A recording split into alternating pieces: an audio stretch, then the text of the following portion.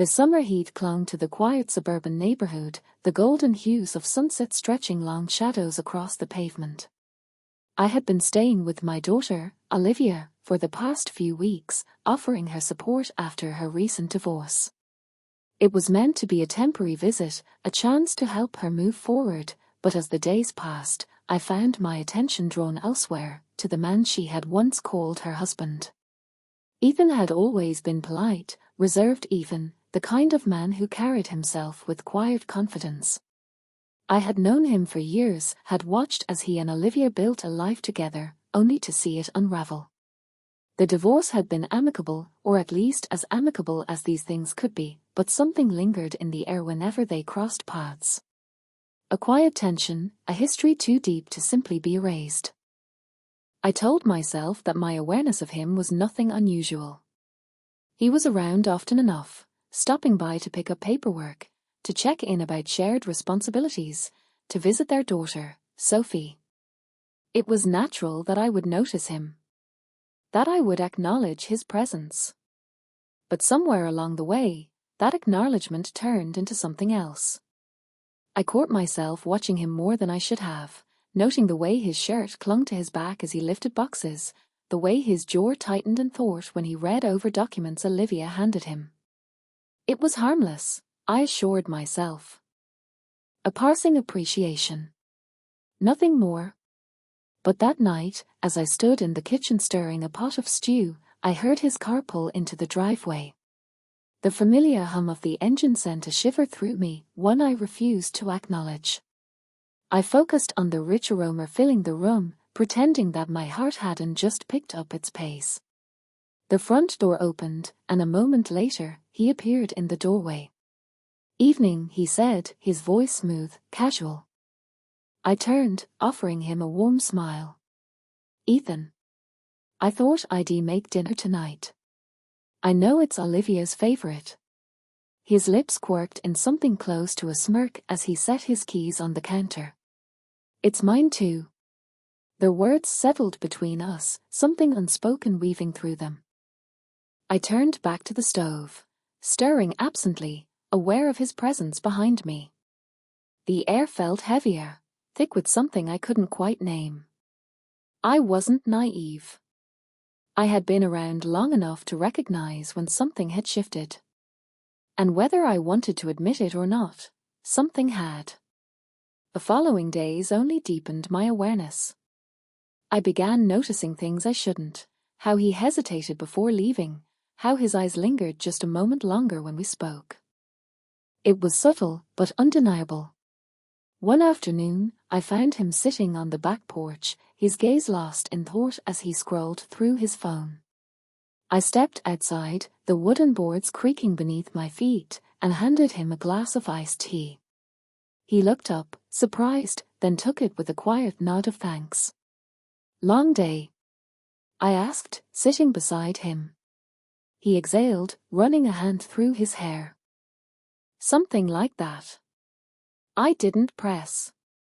Instead, we sat in comfortable silence, the sounds of the neighborhood filling the space between us.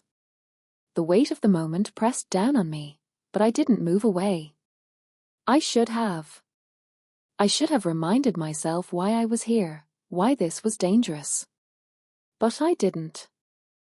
Instead, I let the warmth of his presence linger just a little too long. The more time passed, the harder it became to ignore the way Ethan and I gravitated toward each other. It was never intentional, at least not in the beginning. A glance held for too long, a brush of hands when passing by, a moment of silence stretching between us that neither of us hurried to break. These small things accumulated like grains of sand in an hourglass, until the weight of them became undeniable. One evening, Olivia had gone out to dinner with friends, leaving me alone in the house. I had settled onto the couch with a book, the quiet hum of the air conditioner the only sound filling the space. Then, the familiar rumble of Ethan's car pulling into the driveway sent a flutter through my stomach. I told myself it was nothing. He was only stopping by to pick something up, like he always did. He stepped inside, greeting me with that same calm demeanor, but something about the way his gaze swept over me felt different. He hesitated at the threshold of the living room, his posture uncertain, as if he were debating whether to stay or go. "You don't have to rush off," I found myself saying, my voice softer than I intended. "I made some iced tea." He lingered for a moment, then nodded, stepping farther into the room. I watched as he moved, taking in the quiet strength of his frame, the way his hands flexed at his sides before he finally reached for the glass I handed him. We sat across from each other, the silence not uncomfortable but charged in a way that neither of us acknowledged. He took a sip, his eyes meeting mine over the rim of his glass.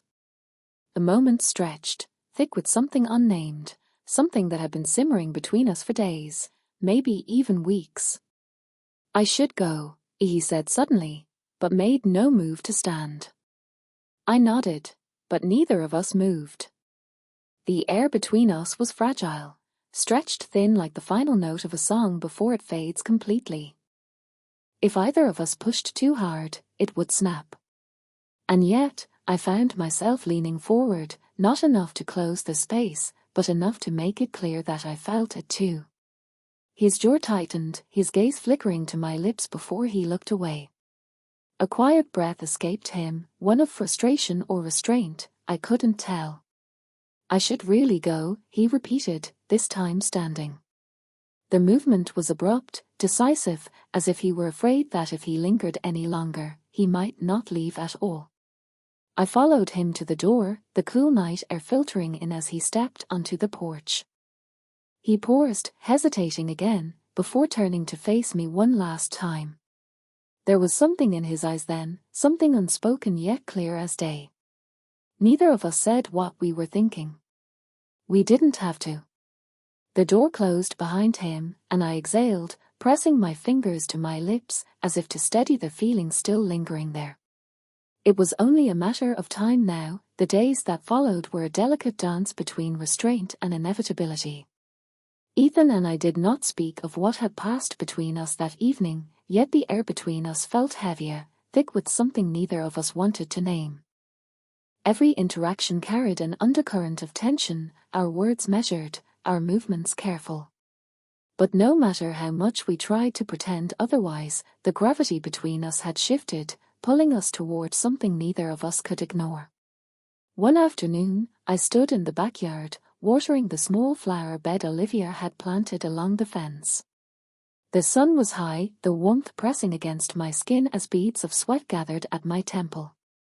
The air was thick and still, the kind of heat that wrapped around you, making every movement feel slow, deliberate. I barely noticed when Ethan stepped outside, his presence so familiar now that it no longer startled me. He moved toward the tool shed, pretending to be occupied with something inside, but I could feel his gaze flick toward me.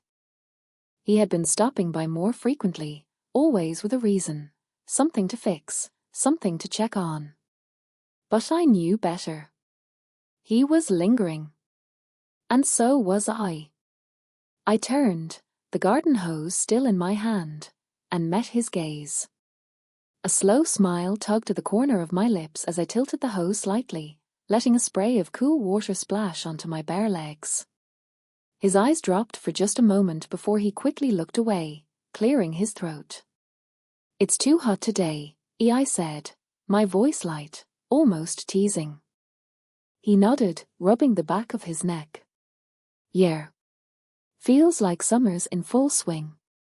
The way he stood there, tense but unmoving, made something inside me stir. I watched him for a moment, then, without thinking, without planning, I lifted the hose and sprayed a small arc of water toward him. He jerked back, startled, his t-shirt now clinging to his chest where the water had hit. For a moment, there was silence. Then, to my surprise, he laughed. A deep, genuine sound that I hadn't heard in a long time. It caught me off guard, sent a warmth through me that had nothing to do with the sun. He reached for the hose, trying to take it from me, but I stepped back, still holding onto it. "If you start a fight, you better be ready to lose," he warned, amusement laced in his voice. Who said I'm planning to lose? I shot back, lifting the hose again. The next few moments were a blur of laughter and water, of him grabbing my wrist, of the cool spray soaking through our clothes. I hadn't laughed like this in years, hadn't felt this light, this untethered. For a fleeting moment, it felt innocent, like we were just two people enjoying the heat of the day, playing like children. But as quickly as the playfulness had begun, it faded, replaced by something far heavier. He had stopped moving, his hand still wrapped around my wrist. The laughter died on my lips as I looked up at him, my breath catching at the intensity in his eyes. The air between us crackled with something unspoken, something that had been lingering beneath the surface for too long. His grip wasn't tight, but he wasn't letting go either. His thumb brushed against my pulse point, a small movement that sent a shiver through me despite the heat. Neither of us spoke. The sound of water dripping from our clothes onto the pavement was the only thing between us. My pulse pounded in my ears, my skin tingling where his fingers had been. Then, slowly, hesitantly, his fingers loosened, and he let his hand fall away. He exhaled sharply, stepping back as if needing to break whatever had just passed between us. I should head inside, he said, voice rough, strained. I nodded, not trusting myself to speak. My throat felt tight, my body too aware of the space he had just occupied. He turned and walked back toward the house, leaving me standing there, soaked, breathless, my heart pounding against my ribs. I watched him disappear inside, the screen door clicking shut behind him. I should have felt relief that the moment had passed, that he had stepped away. But I didn't. This wasn't a game anymore. We had just crossed a line.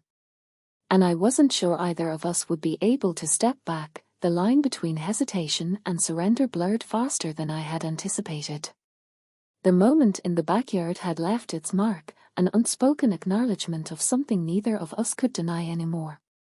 Ethan became more withdrawn after that day, but his absence was a presence in itself. He stopped lingering when he visited, kept his words clipped, avoided unnecessary glances in my direction. But that restraint, that careful distance, only made the tension more unbearable. One evening, when Olivia had gone out to dinner with friends, I found myself alone in the house. The air felt heavy, anticipation humming beneath my skin like an unfinished melody. I wandered into the living room, absent-mindedly adjusting the cushions, checking my phone, restless in a way I couldn't explain. Then, a soft knock at the door. I knew before I even opened it. Ethan stood on the porch, hands shoved into his pockets, his face shadowed in the dim light of the street lamp. He didn't need to say anything, I could see it in his eyes, the way he was barely holding himself together, the way his breath came just a little too fast. Neither of us moved for a moment. The silence stretched, charged with everything we weren't saying. Then, finally, he exhaled, a quiet, resigned sound. I shouldn't be here, he murmured, but he didn't turn away. I could have agreed. I could have let the moment pass. But instead, I stepped aside, allowing him to walk past me, into the house, into something we could no longer pretend wasn't real. He stood there, hands still buried in his pockets, eyes flicking over the room as if searching for an excuse to leave. I closed the door softly behind him, the click of the lock echoing through the quiet space. You've been avoiding me, I said finally, keeping my voice even, careful. He let out a breath, running a hand through his hair. You know why? I did. But I wanted him to say it. Instead, he shook his head, stepping back toward the door, but his fingers barely grazed the handle before stopping. He didn't turn it. Didn't leave. Just stood there, unmoving, his body tense with something that mirrored my own need. I took a slow step forward, closing the distance between us, just enough to feel the warmth radiating from him. He inhaled sharply, his body going rigid. My fingers hovered near his wrist, the space between us taut, waiting to snap. "This is dangerous," he said, voice barely above a whisper. I tilted my head, watching the conflict play out across his face. "So leave." A flicker of something passed through his eyes. He could have left. Should have. But he didn't. Instead, his hand lifted, just barely, fingers brushing the inside of my wrist, the touch so light I might have imagined it if not for the way my pulse stuttered beneath it. He let out a quiet, shaky breath, and in that moment, I knew we weren't stepping back. Not this time. The weight of what we had done settled over me in the quiet hours of the night. I lay awake, staring at the ceiling, listening to the rhythmic rise and fall of Ethan's breathing beside me. The room felt too small, the air too thick, as if the walls themselves carried the weight of our choices. I had known this moment was inevitable. From the first glance that lingered too long to the way his presence pulled me in like gravity. And now, there was no undoing it. No pretending it hadn't happened. Ethan stirred, shifting slightly before exhaling a deep, uneven breath. His arm brushed against mine, and I felt the warmth of his skin, the quiet hum of energy still lingering between us. He was awake. And yet, neither of us spoke. Doubt crept in, winding itself around the edges of my thoughts. I had wanted this, I still did, but now, in the aftermath, the reality of what we had done loomed larger than the desire that had led us here. I turned my head slightly, looking at him in the dim light. His jaw was tight, his eyes staring at the ceiling, mirroring my own turmoil. The silence between us was deafening, filled with everything we couldn't say. Finally, he spoke, his voice hoarse. "What happens now?" The question lingered in the air, heavy and unresolved. I had no answer. I wasn't sure if I wanted one. I sat up, pulling the sheets around me as I swung my legs over the edge of the bed. The coolness of the floor against my feet did nothing to steady the storm inside me. "I don't know," I admitted, my voice barely above a whisper. Ethan sat up too, rubbing a hand over his face. He looked at me then, really looked at me, as if searching for something, an answer, a justification, a reason to believe this wasn't as reckless as it felt. But we both knew better. "This can't happen again," he said finally, but there was no conviction in his voice. Only exhaustion.